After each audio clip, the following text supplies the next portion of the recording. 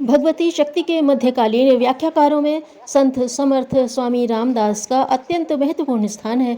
उन्होंने महाराष्ट्र में आध्यात्मिकता का निर्गुण ब्रह्म और सगुण लीलामय ब्रह्म के समन्वय की चेतना का राष्ट्रीयकरण किया। उन्होंने स्वराज्य का संत सम्मत शासन परंपरा का शुद्ध तथा परम निर्मल स्वरूप समझाकर प्राणी मात्र को परमात्मा की ओर उन्मुख किया।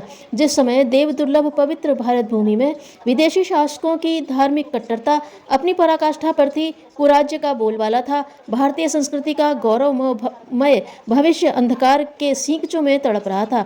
महाराष्ट्र में भागवत दूत के रूप में ईश्वरीय संदेश का प्रचार करने के लिए, धरती पर रामराज्य की भूमिका प्रस्तुत करने के लिए समर्थ स्वामी रामदास का प्राकट्य हुआ। उन्होंने स्वराज्य के संस्थापक महाराज छत्रपति शिवाजी तथा भारतीय जनता से उद्बोधन किया कि जब धर्म का अंत हो जाए तब जीने की अपेक्षा मर जाना अच्छा है। हमें धर्म की रक्षा के लिए अपने प्राण न्यौछावर कर देना चाहिए। उन्होंने शिवाजी से कहा, मराठों को एकत्र कीजिए, धर्म का पुनरुत्थान कीजिए। हमारे पूर्वज पितर स्वर्ग से हमारे ऊपर हंस रहे हैं।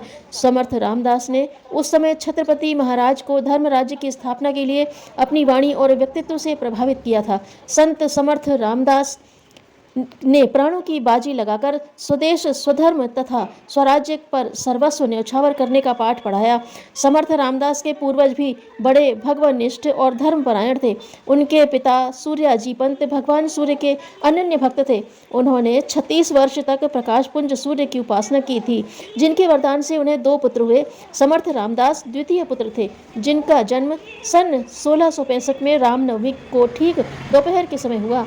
उनका नाम रामदास रखा गया, जो आगे चलकर संत समर्थ स्वामी रामदास के रूप में प्रसिद्ध हुए। स्वामी रामदास का पालन पोषण धार्मिक वातावरण में हुआ। उनकी माता रेणुबाई भी सती साध्वी और धर्म में प्रगाढ़ श्रद्धा रखने वाली थी। समर्थ रामदास बचपन में बड़े चंचल स्वभाव के थे। खेल कूद में इनका अधिकांश समय बीतता था। नदी के तट पर घूमना, पहाड़ के शिलाखंडों पर चढ़ना उतरना, वृक्ष पर झूला झूलना आदि खेलकूद में ही इन्हें आनंद आता था। 5 वर्ष की अवस्था में ही उनका उपनयन संस्कार होने के पश्चात उनके पिता की मृत्यु हो गई।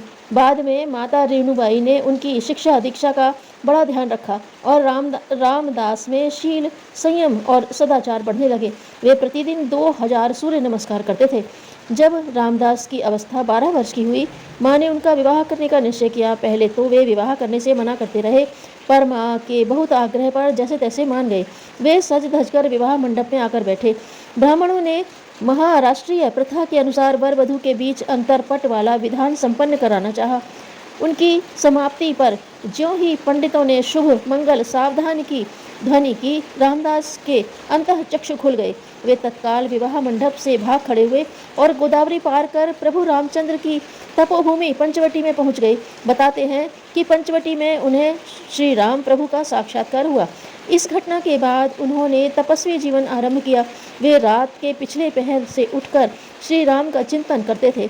दोपहर तक संगम में स्थित होकर श्री राम जय जय राम मंत्र का अनुष्ठान करते थे। जो कुछ भिक्षा में मिल जाता पा लेते थे। उन्होंने गोदावरी तट पर 12 वर्ष तक कठोर तप किया और बाद में भागवत धर्म के प्रचार के लिए तीर्थ यात्रा प्रारंभ की। भारत के प्रायः सभी प्रमुख तीर्थ स्थानों का भ्रमण किया। तीर्थ यात्रा में उन्होंने देश काल परिस्थिति का अनुभव प्राप्त कर जनता को समयानुकूल आध्यात्मिक, सांस्कृतिक और व्यावहारिक अभ्युत्थान का संदेश दिया। समर्थ स्वामी रामदास और छत्रपति शिवाजी का मिलन तत्कालीन भारतीय इतिहास की एक महत्वपूर्ण घटना है। उस समय महाराष्ट्र में संत तुकाराम की विशेष ख्याति हो रही थी और छत्रपति महाराज ने तुकाराम को अपना गुरु बताना चाहा था, पर उन्होंने बड़ी विनम्रता से अपनी अनिच्छा प्रकट करते हुए स्वामी रामदास से दीक्षा लेने के लिए प्रेरित किया। पर समर्थ रामदास एक स्थान पर कभी स्थायी रूप से नहीं रहते थे, इसलिए उनके दर्शन की अभिलाषा शीघ्र पूरी होना असंभव था। अतएव महाराज ने एक पत्र लिखकर उनसे इच्छा व्यक्त की थी। संवत 1706 के लगभग शिवाजी को स्वामी जी के भ्रमण काल में उनके दर्शन हो गए। वे एक देहात में गूलर के पेड़ के नीचे बैठे हुए शिवाजी का ही पत्र पढ़ रहे थे। स्वामी रामदास ने शिवाजी की विशेष श्रद्धा देखकर उनको शिष्य रूप में स्वीकार कर लिया और धर्मपूर्वक राज्य करने का सदुपदेश दिया। संवत 1712 के लगभग शिवाजी सतारा के किले में निवास कर रहे थे। एक दिन कुछ शिष्यों ने आकर भिक्षा मांगते हुए वे भी सतारा पहुंच गए।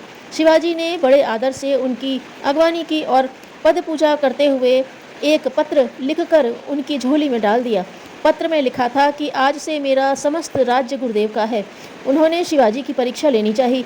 उन्होंने पूछा कि राज्य दान करने के बाद आप क्या करेंगे? शिवाजी ने कहा, मैं आपके साथ साथ घूमूंगा। कुछ दिन तक शिवाजी के कंधे पर झोली रखकर उनके साथ भिक्षा मांगी। उन्होंने बाद में समझाया कि क्षत्रियों का धर्म राज्य करना है, अतएव आप धर्मानुकूल प्रजा की सेवा करते हुए शासन चलाइए। शिवाजी ने गुरु के प्रति आदर व्यक्त करने के लिए राज्य की ध्वजा का रंग भी भगवा कर दिया। समर्थ स्वामी रामदास ने जनता को आत्मबोध प्रदान करते हुए उसे वास्तविक कर्तव्य का भान कराया। उन्होंने स्वराज्य के वास्तविक स्वरूप और राष्ट्रीय जीवन के बारे में जनता का सही मार्गदर्शन किया। उन्होंने राम भक्ति का मर्म समझाते हुए उपदेश दिया कि जिससे मद मत्सर और स्वार्थ का त्याग कर दिया है, जो सांसारिक बंधनों से अधिक जकड़ा नहीं है, जिसकी वाणी नम्र और मधुर है तथा जिसमें प्राणी मात्र की सेवा का भाव है, वही राम का सच्चा भक्त है। संसार में उसी का जीवन धन्य है।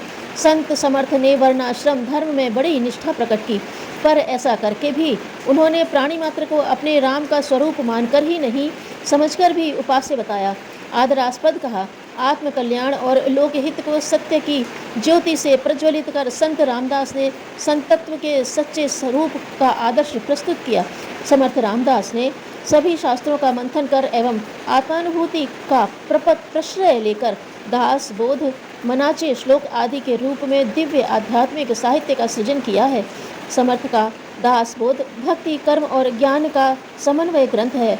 इसी प्रकार मनाचे श्लोक में उन्होंने कहा है, संसार में बड़ी सावधानी से सत्य की खोज करनी चाहिए। ऐसा करने से ही ईश्वर का अनुसंधान होकर भ्रम, भ्रांति और अज्ञान का अंत हो जाता है। संवत 1737 में उनका प्रिय शिष्य शिवाजी का स्वर्गवास हो गया। उनकी मृत्यु से समर्थ रामदास को बड़ा धक्का लगा। तब से उन्होंने अन्न का त्याग कर दिया, केवल दूध पर रहने लगे। लोगों को दर्शन देना भी बंद कर दिया। कभी अपनी कुटिया से बाहर भी नहीं निकलते थे।